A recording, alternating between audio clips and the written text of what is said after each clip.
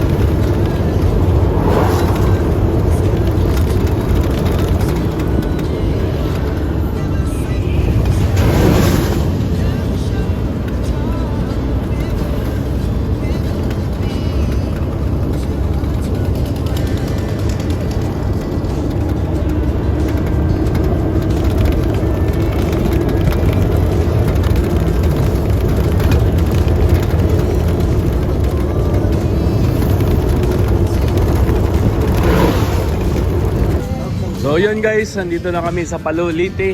Ayan, mag-breakfast muna kami dito sa Palo, Lipi. Good morning kuya. Ay, walay tao, mingaw sa Palo. Ayan guys, agahan na kami sa Chowking.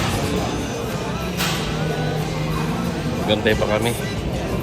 Ang tagal pa yata yun. So yun guys, kainan na kami dito. Dito sa Chowking, Palo, Lipi. Ayan.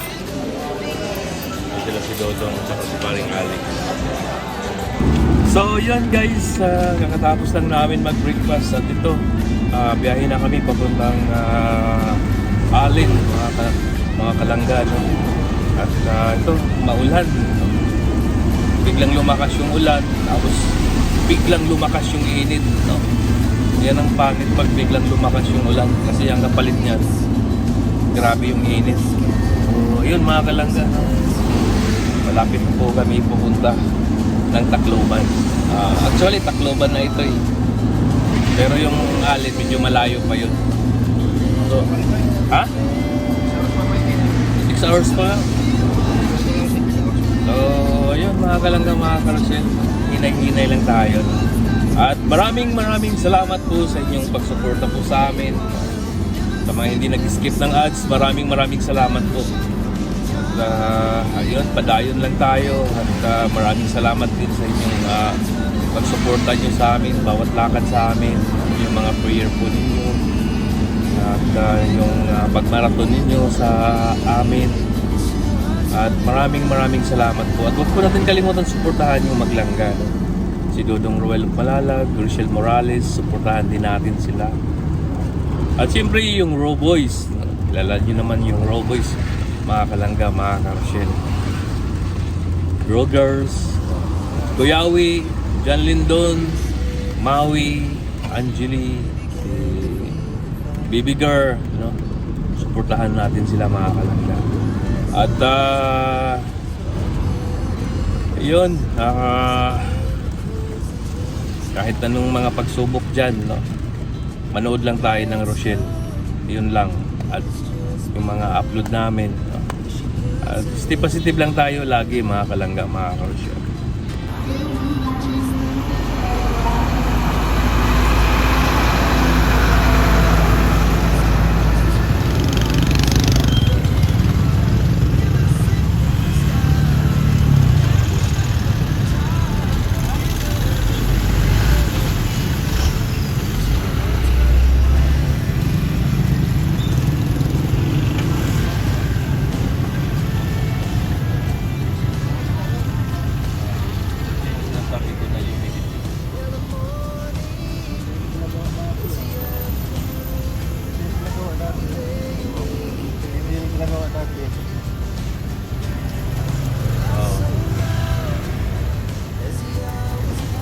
So yun guys, dito kami ngayon sa repair ng mga sasakyan, no? Dahil may problema na naman si Bongo. Yung harap niyang gulong pud-pud na naman, mga kalangga, mga Arshel, no? Hindi maganda pagka-align doon sa ano, sa Davao. Yung wheel alignment niya may problema. Noong nakaraan, dito din namin dinala si Bongo. Dito din namin pinaayos si Bongo, mga kalangga, mga Arshel. Magaling yung ano dito, yung wheel alignment nila. Matagal na palitan yung ano, matagal na pud-pud yung ano nila, yung gulong nila. So ngayon binalik namin dito kasi bago-bago na pud-pud na naman yung ano, na pud-pud na naman yung gulong. So ayun, nandoon pa si Bongo sa tabi at maya-maya pa siguro yun. Abutan na naman siguro kami ng gabi dito. Pero okay lang, mga kalangga, mga Arshel. At least safe. Kaya ayun, abangan po natin pag naayos na si Bongo, mga kalangga, mga Arshel. Sa tuwing uuwi kami, mga kalangga, dadaan talaga kami dito sa Nicolas Tire Supply Service Center. Sila po dati nag-ayos kay Bongo, no? Sila po nag-wheel alignment dati. At ayun, matagal din yun bago napalitan. Kaso nung sa Davao, hindi maganda pag-wheel alignment. Iba talaga pag yung may mga pangalan talaga, no? Parang kaano din to ng Goodyear, itong Nicolas Tire Supply and Service Center. So matagalan pa kami dito, mga kalangga, mga Arshel. Medyo matagal-tagal pa. Butin mo kami ng 3 oras nito.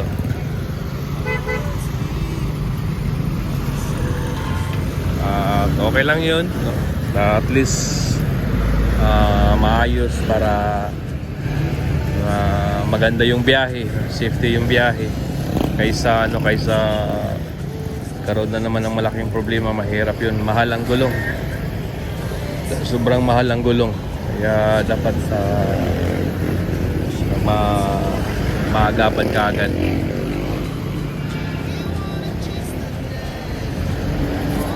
At ayan, mamaya ibaba na nila ni Kim yan ang mga gamit dyan. Tapos kami na ni paring Alex magayos dyan. Kasi ano,